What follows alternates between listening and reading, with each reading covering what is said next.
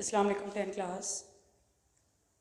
आज हम पढ़ेंगे चैप्टर नंबर 13 स्टार्ट करेंगे और चैप्टर नेम है सपोर्ट एंड मूवमेंट।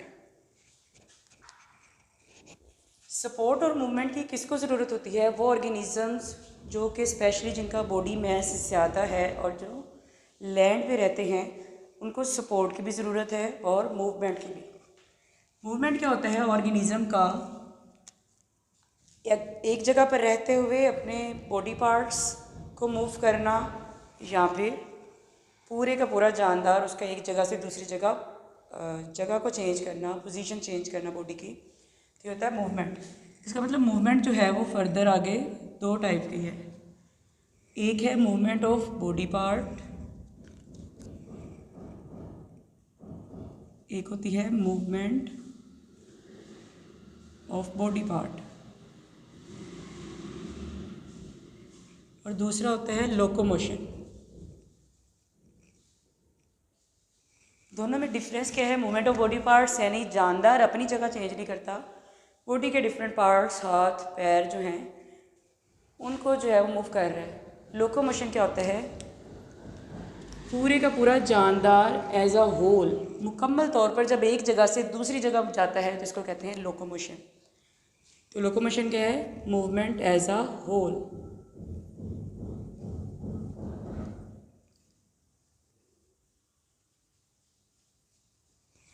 इसमें क्या है? मूवमेंट ऑफ बॉडी पार्ट, इसमें मूवमेंट एज अ होल यानी मुकम्मल जानदार का एक जगह से दूसरी जगह जाना। उसके बाद सपोर्ट हमें कौन दे रहा होता है? कोई भी जानदार है तो उसको मेन सपोर्ट कहाँ से मिलती है? उसके स्केलेटन से।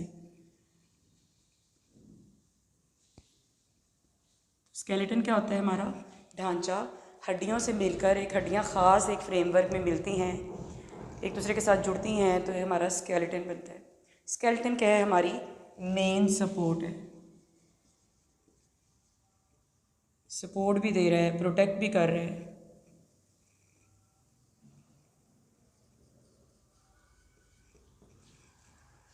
तो स्केलेटन क्या करता है? सपोर्ट देता है, प्रोटेक्ट करता है, मूवमेंट में भी हेल्प करता है।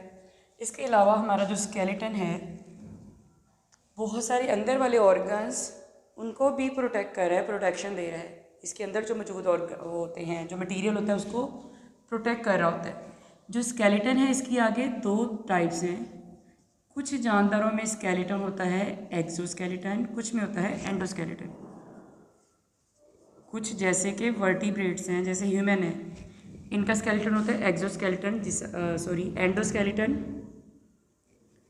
और वो जानदार जैसे कि इंसेक्ट्स वगैरह हैं, आर्थ्रोपोड्स हैं, उनका होता है एक्सोस्केलेटन। अब इन दोनों की क्या डिफरेंस क्या है? एंडोस्केलेटन क्या है? बॉडी के अंदर, जैसे इंसान है इनका ढांचा कहाँ है? बॉडी के अंदर मौजूद है। जैसे कुछ इंसेक्ट्स होते हैं उनका कोई बॉडी के अंदर हमारी तरह बोन्स यानी हड्डियाँ वगैरह नहीं होती हैं, उनका बाहर वाला जो खोल होता है वही उनकी, जैसे कॉकरोच है उसके अंदर कोई हड्डियाँ नहीं होती हैं तो उनको कौन प्रोटेक्ट कर रहा होता है? उनका जो बाहर वाला खोल है वही उनको प्रोटेक्ट कर रहा होता है। तो कुछ ऑर्गेनिज्म का स्केलेटन बॉडी के बाहर की तरफ मौजूद होता है, कुछ का स्केलेटन बॉडी के अंदर है। जैसे कि एग्जांपल क्या है एंडोस्केलेटन में? ह्यूमन की मेन एग्जांपल है। इसके अलावा और भी आ सकते हैं जैसे birds, mammals, amphibians, reptiles etcetera. Exoskeleton में कौन आएंगे? इंसेक्ट्स, आर्थ्रोपोड्स वगैरह। जैसे एंट है, चूंटी है, कॉकरोच है, इनका स्केलेटन जिस्म के अंदर कोई हड्डियों का कोई ख़ास सिलसिला नहीं है, बल्कि बाहर वाला जो आउटर पार्ट है वही इनको प्रोटेक्ट कर रहा होता है। तो ये वाली एग्जांपल सारी आएंगी एक्सोस्केलेटन में। उसके बाद इसका रोल क्या होता है? स्केलेटन क्या कर रहा है? स्केलेटन में जैसे हमारी स्कल है, हमारी स्कल यानी खोपड़ी, जो इतना पार्ट होता है, स्कल क्या होती है? जो फेशियल बोन्स है, फेस की सारी बोन्स, और जो ब्रेन को प्रोटेक्ट कर रही है क्रेनियम, ये दोनों को मिला के हम कहते हैं स्कल। तो स्कल किसकी हिफाजत करती है? मेनली किसको प्रोटेक्ट कर रही है? ये हम एग्जांपल्स पढ़ रहे हैं कि जैसे किसको प्रोटेक्शन, हमने कहा कि ये सपोर्ट भी देती हैं और प्रोटेक्ट भी करते हैं हमारा स्केलेटन। तो सपोर्ट और इसमें प्रोटेक्शन में आ जाएगी। जैसे स्कल किसको प्रोटेक्ट करती है? ब्रेन को। इसी तरह से हमारा वर्टिब्रल कॉलम, रीढ़ की हड्डी, किसको प्रोटेक्ट कर रही है? उसके अंदर क्या होती है? Spinal cord.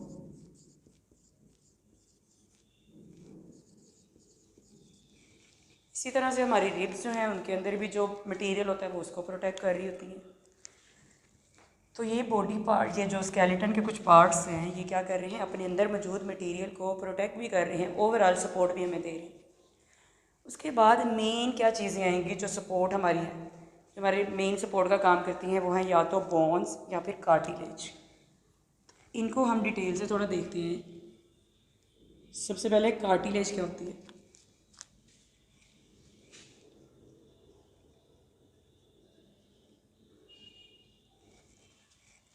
कार्टिलेज और बोन में डिफरेंस क्या है? हमारे जिस्म में दो तरह की बोन हड्डियाँ हैं, एक को कहते हैं बोन, दूसरी कहते हैं कार्टिलेज। सख्त जो हड्डी होती है उसे कहते हैं बोन। जो नरम हड्डी है, जैसे हमारे कान की हड्डी होती है, जैसे हमारे नाक की हड्डी है जिसमें थोड़ी बहुत फ्लेक्सिबिलिटी भी हो सकती है, इनको कहते हैं, ये वाली जो हड्डियाँ इन्हें कहते हैं कार्टिलेज। तो कार्टिलेज क्या होती है? एक डेंस ब्लू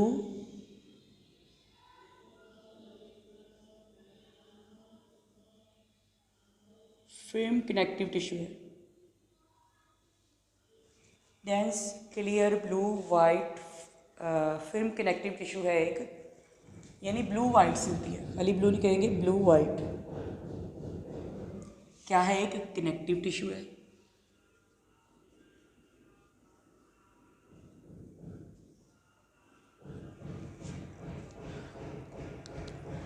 क्या किससे मिलकर बनती है बोन?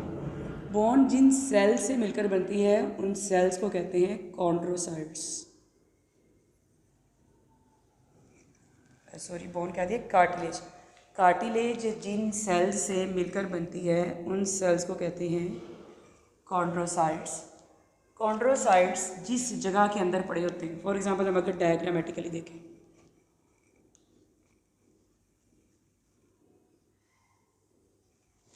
हम कह रहे हैं ये कॉन्ड्रोसाइट्स,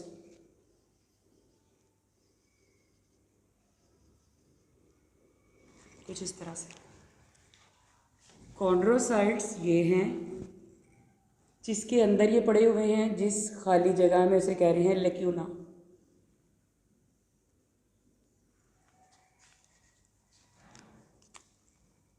ये बाहर क्या है? लेक्यूना। यानी कॉन्ड्रोसाइट किसके अंदर मौजूद होते हैं? लेक्यूना के अंदर।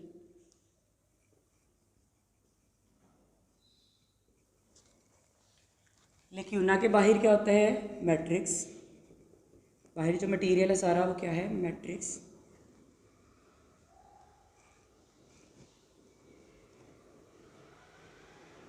इस मैट्रिक्स में कुछ कोलेजन फाइबर्स भी मौजूद होते हैं। कोलेजन फाइबर्स क्या करते हैं? जहाँ पर भी मौजूद होते हैं उसको टफ यानी हार्ड बना देते हैं उस चीज़ को। तो थोड़े बहुत यहाँ पर इसके मैट्रिक्स में बाहर जो मौजूद है मटेरियल, वहाँ पर क्या मौजूद है? कोलेजन फाइबर्स भी हैं। ये थोड़ा बहुत इंट्रोडक्शन है कि कार्टिलेज क्या है? Clear blue white film connective tissue है।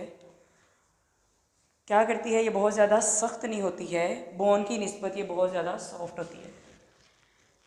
और कुछ कार्टिलेज में फ्लेक्सिबिलिटी भी होती है, कुछ जो है वो फ्लेक्सिबल नहीं होती हैं। इनके हम अभी टाइप्स देखेंगे कि कौन सी वाली फ्लेक्सिबल होती है, कौन सी नहीं होती। कार्टिलेज जिन सेल से मिलकर बनती है उन्हें कहते हैं कॉन्ड्रोसाइट्स। जैसे ये कॉन्ड्रोसाइट्स है। कॉन्ड्रोसाइट जिस फ्लूइड स्पेस में, जिस स्पेस के अंदर मौजूद है उन्हें कहते हैं लेक्यूना। लेक्यूना क्या चीज़ है? फिर स्पेस है जिसके अंदर कॉन्ड्रोसाइट्स मौजूद होते हैं। इस स्पेस के बाहर क्या होता है? मैट्रिक्स। मैट्रिक्स के अंदर और क्या चीज़ होती हैं? कोलेजन फाइबर्स भी होते हैं। इसके बाद आ जाती है टाइप्स।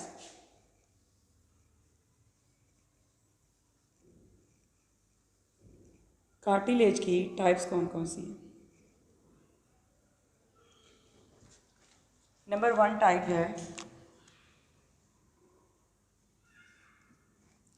Highline cartilage. नंबर 2 है इलास्टिक कार्टिलेज। और नंबर 3 है फाइब्रस।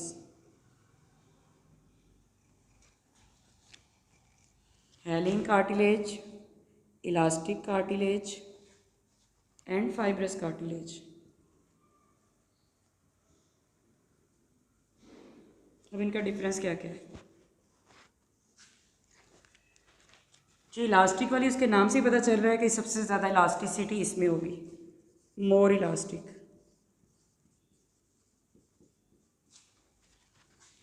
हेलिन क्या होती है? ये भी इलास्टिक होती है, लेकिन ये वाली जो है सबसे ज़्यादा इलास्टिक होती है। फ्लेक्सिबिलिटी, लचक सबसे ज़्यादा इलास्टिक कार्टिलेज में, उसका नाम ही इसीलिए इलास्टिक कार्टिलेज रखा गया। तो ये भी फ्लेक्सिबल होती है, बट सबसे ज़्यादा फ्लेक्सिबल इलास्टिक वाली है। फ्लेक्सिबल होने के साथ साथ ये स्ट्रॉन्ग भी होती हैं, ये भी स्ट्रॉन्ग होती है।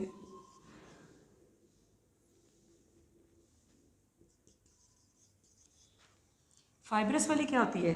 इसमें फाइबर्स बहुत ज़्यादा होते हैं, थिक कोलेजन फाइबर्स होते हैं। जहाँ पर ज़्यादा कोलेजन फाइबर्स होंगे, मैंने पहले भी बताया, वो क्या होगी? उतनी ज़्यादा हार्ड होगी। तो ये क्या होती है? इसमें फ्लेक्सिबिलिटी नहीं होती है, बल्कि ये क्या होती है? टफ, हार्ड होती है, नो फ्लेक्सिबिलिटी। उसके बाद हम इनके एग्जांपल्स देखेंगे। बस इतना इतना आपने इनमें डिफरेंस बताना है। इसके बाद एग्जांपल्स क्या हैं?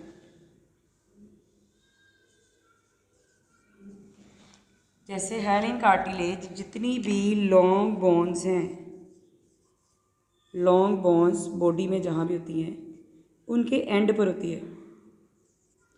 लॉन्ग बोन्स के कहाँ पर होती है? एंड्स पे। उसके अलावा हमारे नोज़ में भी जो कार्टिलेज है, नोज़ को भी थोड़ा बहुत हम इधर उधर कर सकते हैं, यानी फ्लेक्सिबिलिटी है, लेकिन ज़्यादा फ्लेक्सिबल नहीं है इनकी निस्बत। तो नोज़ में भी होती है हेलिन वाली, लेरिंग्स में मौजूद होती है। हमारा जो ट्रेकिया है, सांस की नाली, वहाँ पर होती है। और ब्रोंकियल ट्यूब्स, ट्रेकिया के बाद आगे क्या आती हैं? Bronchial tubes. इन सारी जगहों पर कौन मौजूद है? हेलिन कार्टिलेज। इलास्टिक कार्टिलेज कहाँ कहाँ पर है? इसकी एग्जांपल्स क्या हैं? इलास्टिक नाम से पता चल रहा है बहुत ज़्यादा इलास्टिसिटी होगी। जैसे हमारा कान है, उसको बहुत ज़्यादा हम इधर उधर कर सकते हैं नोज़ की निस्बत। तो इसकी एग्जांपल में क्या आएगा? कान का जो बाहर वाला हिस्सा है उसे कहते हैं पिन्ना। इसके अलावा हमारा होता है एपिग्लोटिस। ग्लोटिस की चैप्टर 1 में हम पढ़ के आए थे।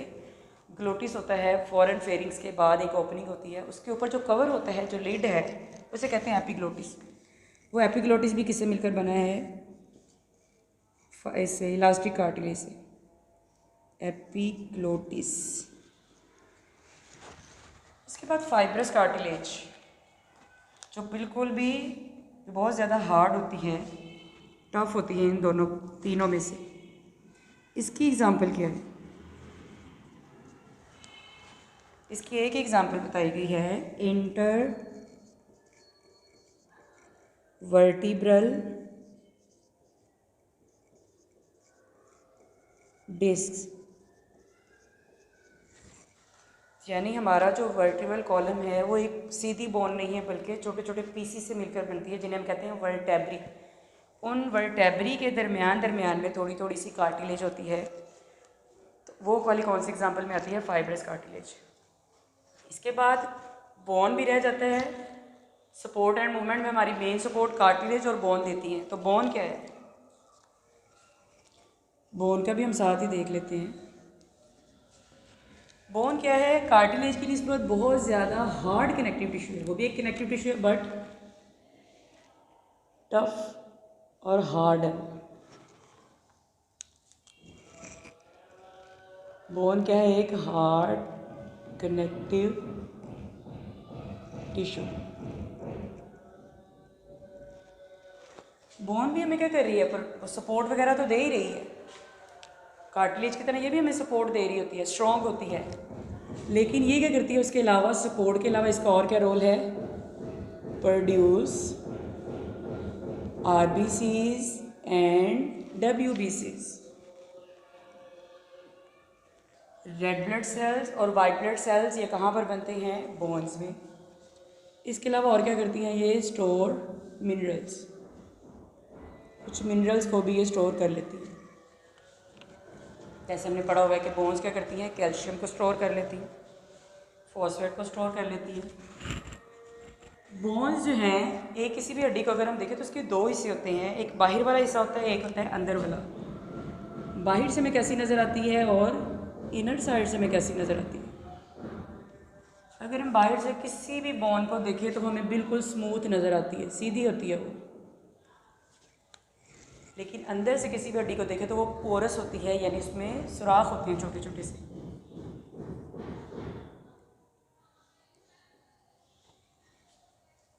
तो जो बाहर वाला हिस्सा है उसे हम कहते हैं कॉम्पैक्ट बोन। ये शॉर्ट क्वेश्चन आ जाता है, डिफरेंस बताएं कॉम्पैक्ट बोन का और स्पॉन्जी बोन का। कॉम्पैक्ट बोन क्या है? बाहर वाला जो स्मूथ पार्ट होता है बोन का उसे कहते हैं कॉम्पैक्ट बोन। अंदर वाला जो पोरस पार्ट है उसे कहते हैं स्पॉन्जी बोन।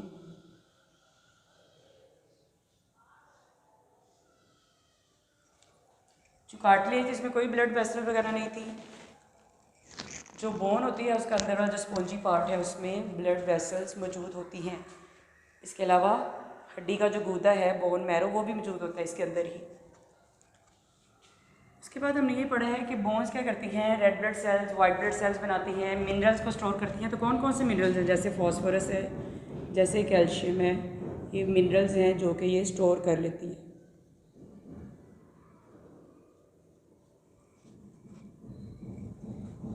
उसके बाद यहाँ पे हमने देखा था कार्टिलेज जिन सेल से मिलकर बनती है वो एक जैसे होते हैं, उन्हें कहते हैं कॉन्ड्रोसाइट्स।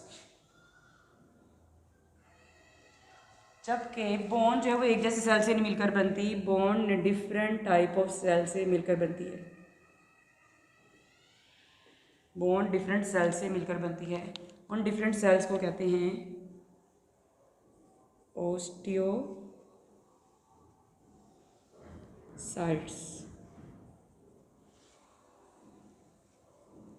अब यहाँ एक तो शॉर्ट ये आ जाता है कॉम्पैक्ट बोन, स्पॉन्जी बोन। इसके अलावा ये आ जाता है differentiate osteocytes and chondrocytes. Cartilage के जो सिंपल सेल्स होते हैं एक जैसे सेल से वो मिलकर बनती है, उन्हें कहते हैं chondrocyte. Bone different type of cell से मिलकर बनती है जिन्हें कहते हैं ओस्टियोसाइट्स। तो आज इंट्रोडक्शन पढ़ा है हमने, सपोर्ट एंड मूवमेंट, सारे इंट्रोडक्शन देखे और उसके बाद कार्टिलेज और bone as a long question ये भी हमने पढ़े।